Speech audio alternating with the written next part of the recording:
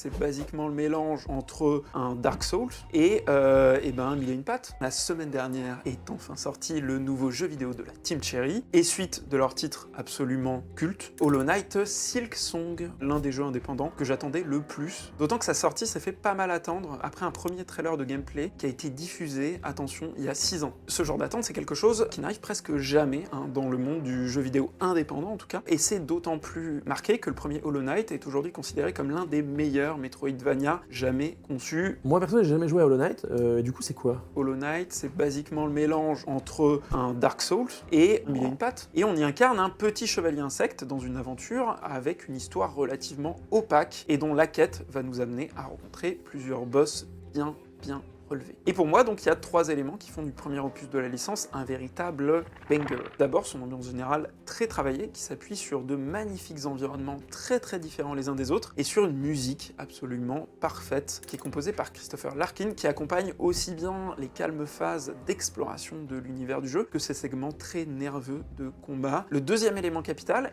c'est son vide narratif. En fait, notre héros, il est muet, et il peut pas vraiment donner la réplique aux quelques PNJ qu'on va croiser. En fait, ça apporte vraiment quelque chose à l'ambiance du titre, qui pousse ainsi les joueurs à explorer l'environnement et à collecter les indices qui lui donneront petit à petit des pistes pour survoler en fait le tragique destin. Mais le troisième élément? C'est tout simplement le gameplay, qui alterne encore une fois entre phases d'exploration et des phases de combat extrêmement nerveuses avec une vraie variété d'approches. Je vous jure, jouer à Hollow Knight et 90% des Metroidvania paraîtront fadas. Et du coup, c'est quoi le problème avec Silksong alors? Quand on voit les réactions en fait des premiers joueurs, il semblerait que ce qui pêche soit justement le gameplay, puisqu'il y a beaucoup de gens qui trouvent que Silksong est trop difficile. Mais à mon sens, le problème il est pas du tout là. Le gameplay, il est différent mais toujours aussi efficace. Ce qui pêche par contre, c'est tout le reste. Les environnements et la musique sont moins marquants, ils sont en fait un petit peu plus génériques, un petit peu plus lissés, on va dire, et surtout moins différents les uns des autres, mais surtout, le jeu, il est devenu extrêmement bavard.